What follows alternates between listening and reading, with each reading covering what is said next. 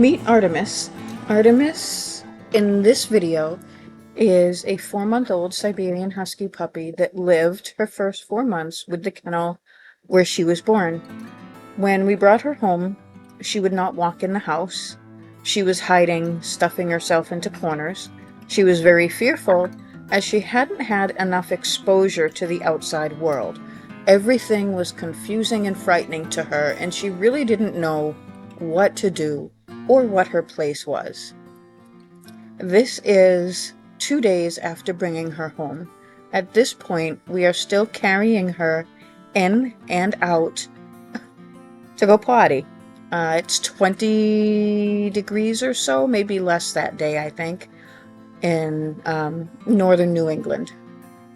So, as you can see in the video, I had opened the door and invited her in to eat her breakfast.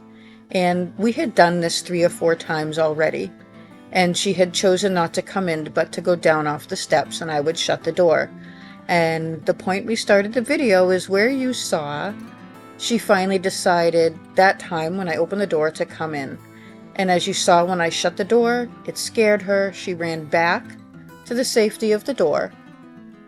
And again, you can see her going back and forth. The back and forth is her thinking. That's her building confidence. That is her figuring out that she is okay. And I am talking to her this whole time, pretty much just saying, hey, you're fine. You got this. Go eat your breakfast. You're safe. I'm not coddling her, but I'm kind of cheering her on. I'm giving her support. There's a difference between, rewarding the fear and giving support. And as you can see, it worked. So here she finally approaches the bowl, and I start petting her and touching her all over. At this point, we are feeding her by hand because she was so fearful and so unsure, and I wanted her to associate a good thing, food, with people, strangers. She has come so far now. Those videos will come later. But this was the very beginning of teaching her to have confidence and resilience. And if you don't have the patience to watch this whole video, then you probably won't have the patience to work through your dog's fear issues. As you can see, she's done eating. Someone actually had walked over to the fridge when you saw her look up, and she kind of ran, but now she's back to finish eating. And then she's going to turn around and go back to the door because that's her safe place.